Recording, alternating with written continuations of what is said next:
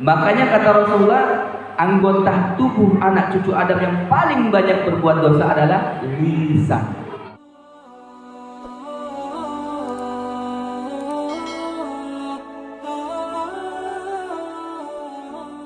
Orang yang senantiasa dirindukan surga adalah wahafizil lisan, orang yang pandai menjaga lisan. Nah, ini yang berat untuk kita. Berat banget. Lisan adalah anggota tubuh yang setiap hari yang paling banyak bergerak. Lisan adalah suatu anggota tubuh kita yang tidak bertulang, tapi setiap hari suka mengeluarkan ucapan-ucapan yang membuat orang marah, membuat orang sedih, membuat orang kemudian tersakiti dan sebagainya. Ini lisan. Makanya kata Rasulullah, anggota tubuh anak cucu Adam yang paling banyak berbuat dosa adalah lisan. Masya Allah.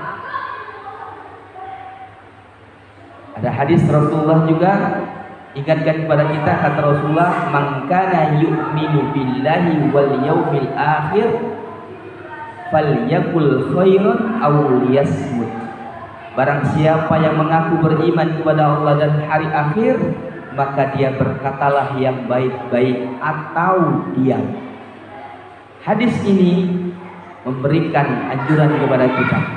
Berkatalah yang baik, berkatalah yang mulia, yang sopan, yang santun, yang kemudian orang mendengarnya adem, ayem, enak, tentram, tidak merasa tersakiti, tidak merasa terzolimi, tidak merasa tersinggung dan sebagainya. Kalau tidak bisa, auliyasmut, mendingan diam. Diam itu adalah emas. Emas warnanya kuning, tapi tidak semua kuning emas. Bin jamaah rahimakumullah. Jadi kata Rasulullah, falyakul khairan, berkatalah yang baik, yang mulia. Kalau tidak bisa, auliyasmut, mendingan diam. Berapa banyak karena lisan seseorang tetangga tidak teguran dengan tetangganya, betul nggak kira-kira?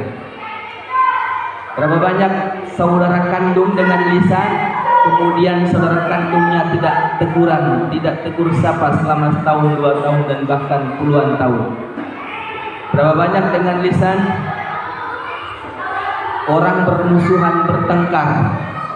Akan tetapi sebaliknya, berapa banyak dengan lisan ini bisa mengucapkan ucapan baik, kemudian bisa memberikan nasihat kepada saudaranya, bisa memberikan khutbah, bisa memberikan ceramah. Karena lisan inilah juga bisa mendapatkan pahala. Orang mengucapkan ucapan yang baik, memberikan nasihat kepada saudaranya, maka lisan juga mendapatkan pahala. Dengan lisan bisa mendapatkan amal jariah. Akan tetapi, kalau seandainya kita tidak pandai menjaga lisan, maka berapa banyak juga orang tersakiti dengan lisan kita. Jamaah rahimakumullah. Kemudian Allah ingatkan juga dalam surat Qaf ayat 18 berkenaan dengan lisan. Kata Allah, ma yalfizu min qaulin illa ladaihi raqibun atid.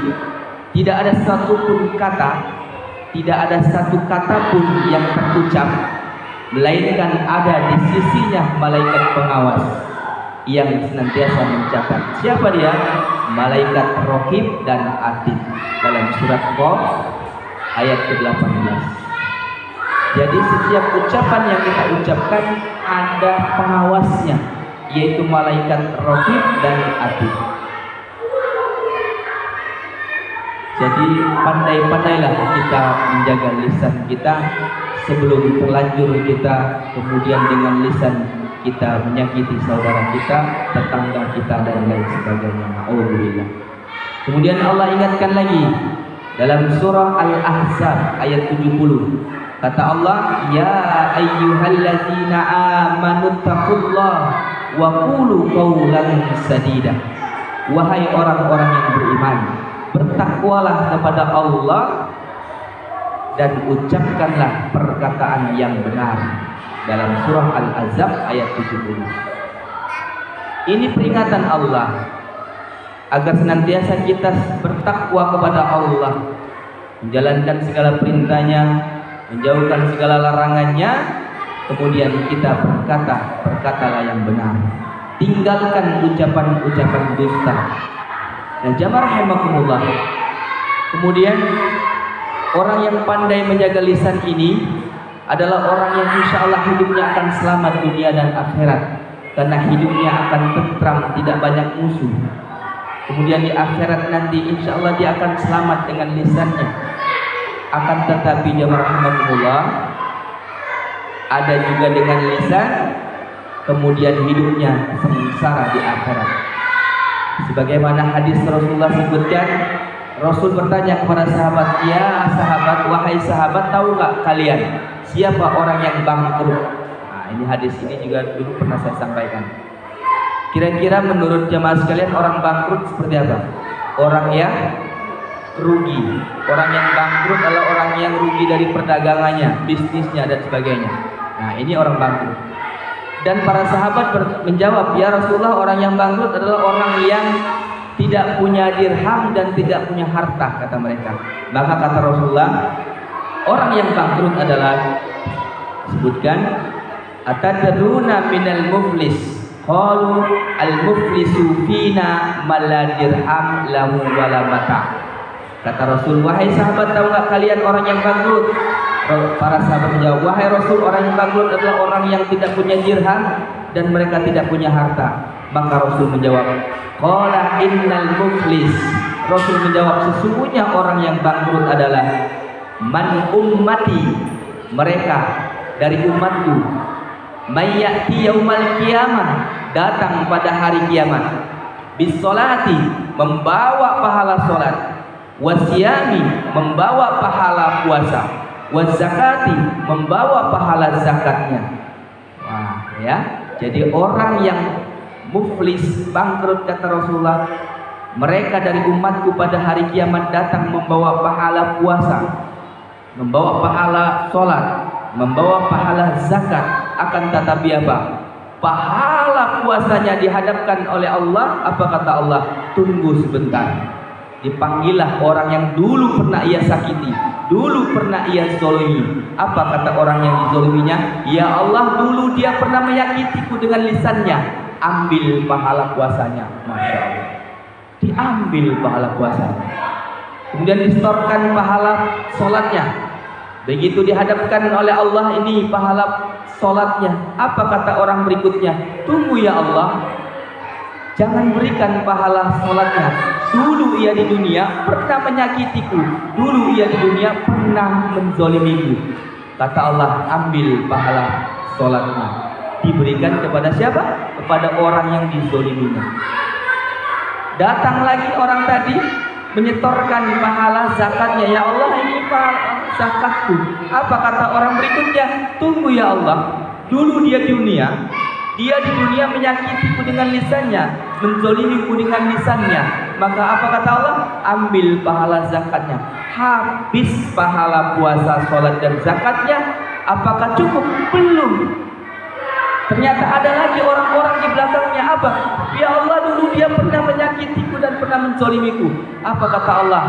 Berikan dosa orang yang disakiti tadi, berikan kepada orang yang menyakitinya tadi. Masya Allah, na'udzubillah. Jadi benar kata orang, benar kata Pak Ustadz, orang bilang hati-hati kalau menzolimi orang, menyakiti orang, pahala kita akan habis. Ditransfer ke siapa? Ditransfer kepada orang yang dizolimi tadi. Na'udzubillah. Apakah cukup? Belum. Belum cukup. Dosa orang yang dizolimi kita tadi dilimpahkan kepada kita yang menzolimi, yang menyakiti dengan lisan kita. Na'udzubillah, summa na'udzubillah. Inilah orang yang muflis, kata Rasulullah. Inilah orang yang rugi seruginya. Na'udzubillah.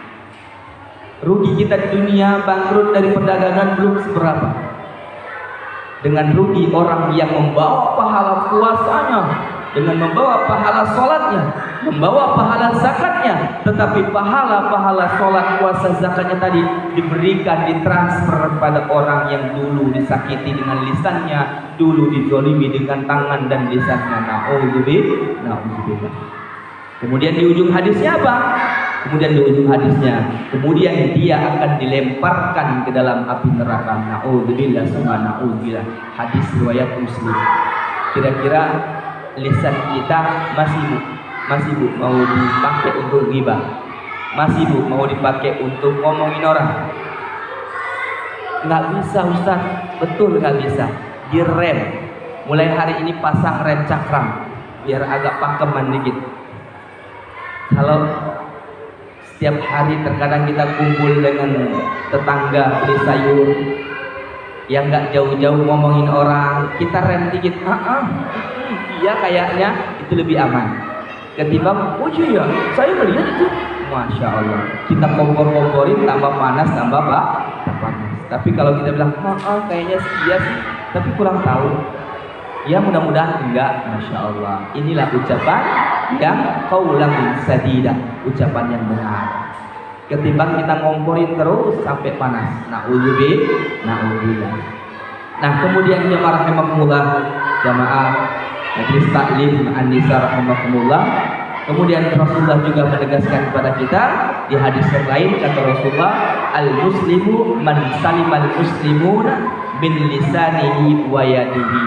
Seorang muslim yang baik adalah seorang yang muslim yang selamat dari gangguan lisan dan tangannya. Kita berharap semoga kita bisa menjaga lisan dan tangan kita sehingga saudara muslim kita, tetangga kita, teman sejawat kita, keluarga kita terselamat dari lisan dan tangan kita. Amin ya rabbal alamin. Sehingga kita termasuk muslim yang baik sebagaimana kata Rasulullah, al muslimu man salimal muslimuna min lisanihi wa yadihi. Muslim yang baik, muslim yang mulia, yang selamat muslim yang lain dari lisan dan tangannya. Amin ya rabbal